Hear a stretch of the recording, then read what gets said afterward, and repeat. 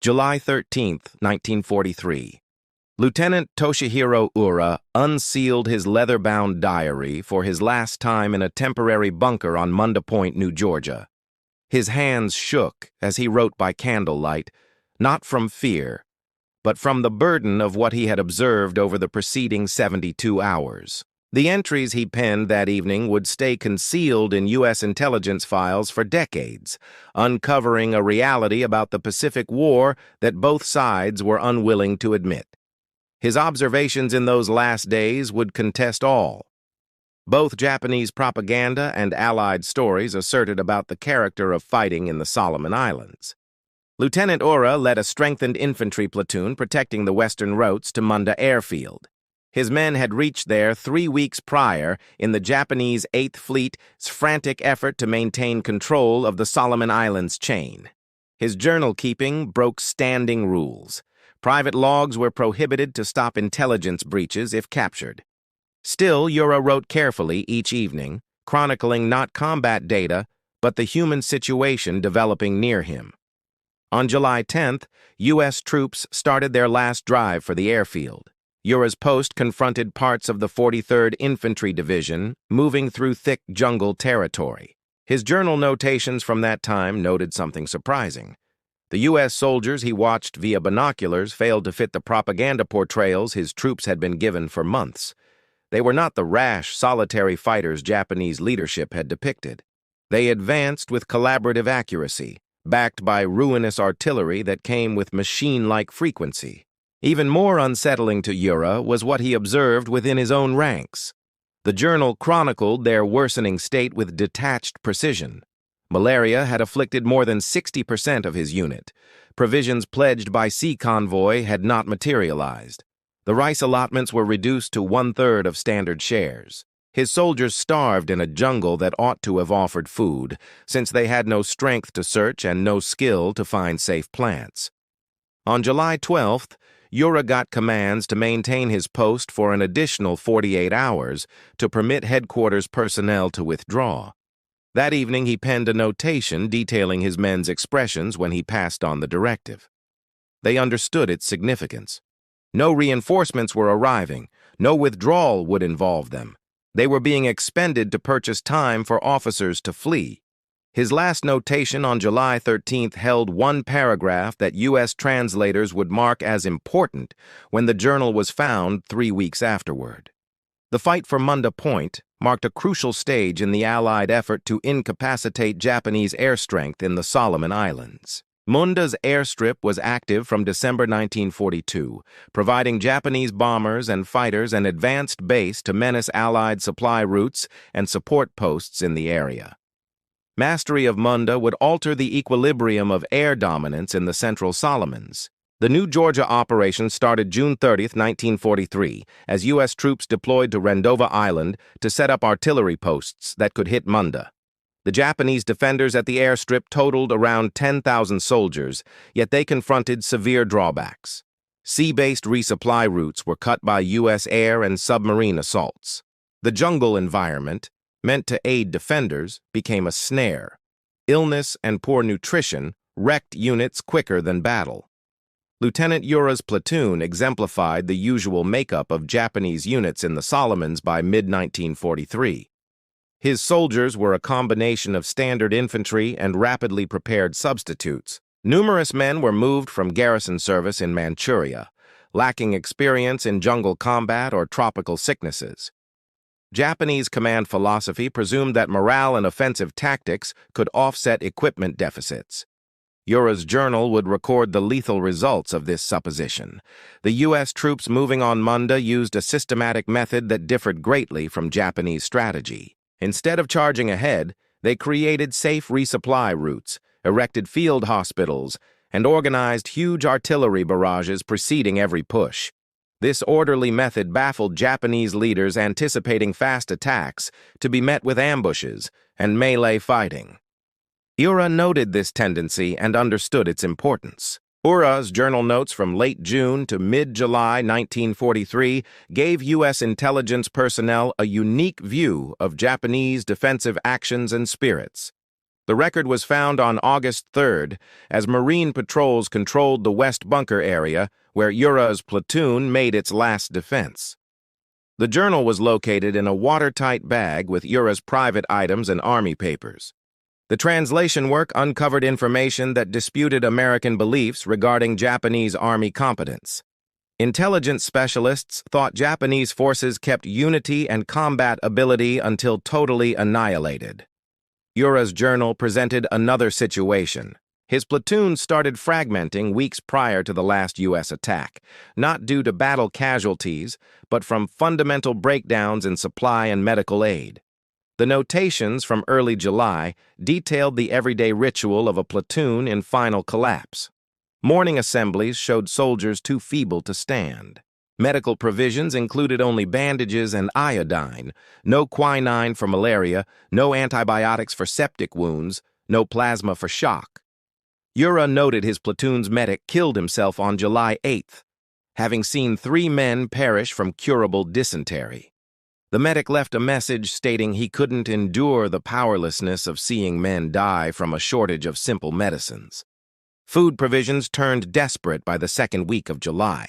The journal chronicled the collapse of the sea-based supply network intended to maintain Japanese forces across the Solomons. Oura's platoon was pledged steady deliveries via quick destroyer trips, the Tokyo Express convoys that effectively resupplied Guadalcanal. However, U.S. air dominance rendered these trips unfeasible. The final supply shipment his platoon got came on June 24th, almost 3 weeks preceding the last engagement. The journal showed how fast starvation eroded fighting ability. By July 10th, Oura calculated that less than 30 of his initial 85 soldiers could manage combat tasks. The others were disabled by sickness, starvation, or injuries that would not mend because of compromised immune systems. He depicted men who could hardly raise their rifles, who nodded off on watch, not from carelessness, but from fatigue, who saw visions from fever and hunger. What rendered Oura's insights especially useful to U.S. intelligence was his thoughtful method. Different from most seized papers centered on tactical points or propaganda, Oura's journal tried to grasp why his platoon was collapsing. He was trained at the Imperial Japanese Army Academy and had learned military history and supply. His notations contrasted Japanese and U.S. operational styles with vivid sharpness. On July 11th, Oura penned a lengthy examination of U.S. artillery strategy. He had seen that American cannons fired on exact timetables, synchronized with troop advances. The shelling was not arbitrary pestering, but meticulously organized attacks meant to pin down specific defensive posts before attacks. He wrote that U.S. forward scouts talked continually with cannon crews, modifying fire instantly based on results. Japanese cannons, when present, shot pre-planned volleys lacking any correction system. The journal detailed the mental toll of this orderly American method. Oura's soldiers were conditioned to anticipate hostile offensive assaults they could answer with counter-assaults and melee fighting. Conversely, they met a foe that moved gradually, systematically, protected by screens of cannon fire and air attacks. No chance existed for the critical close-range fight that Japanese tactical principles stressed. The Americans just pushed ahead, eliminating defensive posts with superior firepower, air infantry engaged. Oura documented talks with fellow officers protecting adjacent zones. They held his increasing awareness that Japanese tactical methodology was now outdated. The focus on morale and offensive strategy presumed near equality in armaments and supply. Facing a foe with huge material advantage and orderly operational procedures, conventional Japanese strategy was self-destructive. Still, leadership kept giving directives founded on obsolete ideas about how combat would proceed. The journal's most important notations appeared in the last days preceding Oura's demise. On July 12th, he noted getting the command to maintain his post for 48 hours. He knew at once that this was a fatal directive. Command was retreating by boat to Kolombangara Island, forsaking frontline platoons to slow the American push. Oura did not fault the choice in his journal. He merely noted it as affirmation of what he had previously deduced about the operation's result. That identical notation held Oura's assessment of why the command to stay was tactically useless. His platoon had no power to stall a firm American attack for over a few hours. The soldiers were too feeble, too ill, too disheartened to offer real opposition. A strategic retreat to group units would have saved fighting strength for coming engagements. Alternatively, his platoon would be expended for negligible strategic benefit just because procedure required posts be kept until annihilated. Oura used July 13th readying his soldiers for the last fight. The journal detailed his efforts to sustain spirits among troops who knew they were forsaken. He arranged the leftover food for a last meal. He handed out munitions, although many soldiers lacked power to bear full battle gear. He penned notes for troops desiring last messages sent home, aware these notes would probably not arrive. His last journal notation, penned that night, held no grand posturing or nationalist statements. Instead, Oura penned a detached evaluation of what he had realized. He noted that the Japanese Empire was not failing the war due to its troops lacking bravery. Each soldier in his platoon had shown readiness to perish for his nation. They were failing because the foe created networks that made personal bravery meaningless. The Americans had networks for nourishing soldiers in the jungle, for handling malaria, for supplying munitions, for directing artillery and air cover, for removing injured, for filling gaps. Japan possessed catchphrases about morale. Oura finished his journal with a forecast. He penned that if Japan could not equal American supply and structural capacities, the war would finish in total loss, no matter how gallantly single soldiers battled. Tactical triumphs could occur, but strategic victory demanded the orderly method only the Americans controlled. His last line declared that he wished somebody would see these words and grasp that bravery by itself could not beat a foe with better networks. U.S. troops overwhelmed Oura's post on July 14th. The attack endured under 2 hours. The majority of Japanese defenders were too feeble to fight back well. Oura died from cannon fire before U.S. infantry got to his bunker. The journal was found 3 weeks afterward, amidst clearing activities and sent to intelligence specialists on Guadalcanal. The rendering of Oura's journal sparked major talk among U.S. intelligence personnel. Some rejected it as pessimistic propaganda or untrustworthy private views. Others saw it as a precise evaluation of Japanese supply breakdowns. The journal was restricted and stored in intelligence files, staying mostly ignored for decades. Contemporary historians who've examined Oura's journal regard it as one of the most perceptive Japanese records from the Pacific War. It offers uncommon proof of how mid-rank Japanese officers viewed the widening gap between Japanese and U.S. military capacities. Oura's breakdown of orderly versus personal methods in combat is referenced in many analyses of Pacific theater actions.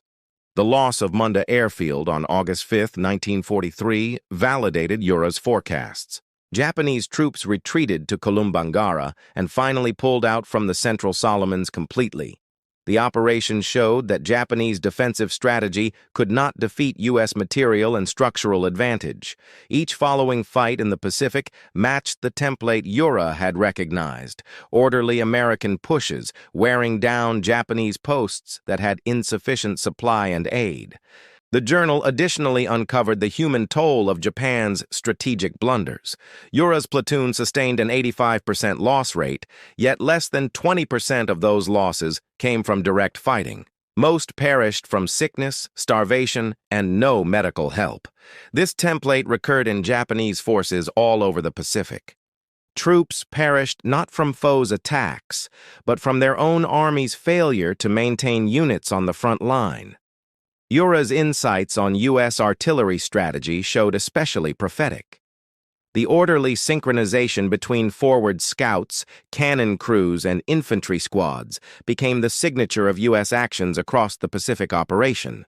This fusion of armaments and movement let American troops push on with fairly light losses while dealing massive damage to defenders. The journal's assessment of spirit and fighting ability contested both Japanese and U.S. wartime stories. Japanese propaganda asserted that mental power could defeat material deficits. American propaganda depicted Japanese troops as zealous fighters who battled until death. Oura's journal presented a more nuanced situation. Japanese troops were ready to battle, but were being wrecked by fundamental flaws outside their influence. Intelligence specialists who examined the journal post-war remarked that Oura had spotted the basic imbalance of the Pacific conflict. Japan's army culture stressed personal bravery and offensive tactics. America's army culture stressed orderly preparation and supply advantage. In extended conflict, networks beat bravery on each occasion. The journal additionally chronicled the collapse of Japanese sea-based supply missions. Oura's platoon was meant to get steady shipments via the Tokyo Express destroyer trips. By July 1943, U.S. air strength had rendered these missions self-destructive. Japanese leaders kept organizing missions that supposed working supply routes, even when those supply routes failed. Oura saw this gap between preparation and actuality. Contemporary Army specialists have utilized Oura's journal as a test case for the value of supply and network thought. His insights on the connection between provisions, spirit, and fighting ability are instructed at Army colleges as illustrations of how conflicts are truly gained and forfeited. The journal shows that battlefield prowess and personal bravery count for much less than structural capacity and orderly aid. The outcome for Oura's soldiers following his demise showed his last forecasts. The remnants from the July 14th attack were too feeble to pull back well. Most were taken or perished, trying to get to Japanese positions on Kolombangara. U.S. medical staff who cared for seized Japanese troops were stunned by their bodily state. Numerous men needed weeks of care for starvation and sickness before they could be questioned. Lieutenant Oura's journal remains one of the most truthful evaluations of Japanese Army shortcomings in the Pacific War, penned by an active officer. His assessment was confirmed as tragically correct. Japan's focus on morale and offensive strategy could not defeat orderly U.S. advantage in supply, synchronization, and equipment aid. Each big engagement from Munda onward matched the template he saw. The journal's importance reaches past its direct historical setting. Oura spotted a basic reality of contemporary conflict that stays pertinent now. Conflicts are not gained chiefly through personal bravery or battlefield genius. They are gained by groups that can maintain missions over periods, that can manage intricate networks, that can adjust and grow from history. The faction with superior networks will beat the faction with superior catchphrases. Oura's last remarks shared a wish that somebody would see his insights and gain from them. His journal was truly seen by U.S. intelligence personnel who applied his views to sharpen their grasp of Japanese flaws. Decades afterward, historians and Army specialists keep examining his text as a test case in how conflicts are truly settled. The soldiers in Oura's platoon perished not from a want of bravery, but because their Army network let them down. They hungered in a forest that might have nourished them. They perished from curable sicknesses. They battled lacking proper munitions or aid. Their expenditure purchased no strategic worth. Oura grasped this and noted it, wishing his candor could stop coming soldiers from perishing in that manner. The Pacific conflict would go on for 2 added years after Munda was lost. The template Oura saw would recur on each island, in each forest, on each shore where Japanese and U.S. troops clashed. One faction had networks, the other had catchphrases. The result was not uncertain after that gap became obvious. If this account showed something on the Pacific War you had not thought of previously, press that like button and follow for more hidden accounts from World War II. Which part of Lieutenant Oura's insights astonished you most?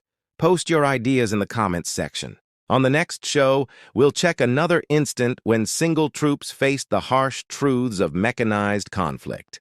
Thanks for viewing, and recall, history is penned by people who grasp that bravery by itself is not sufficient.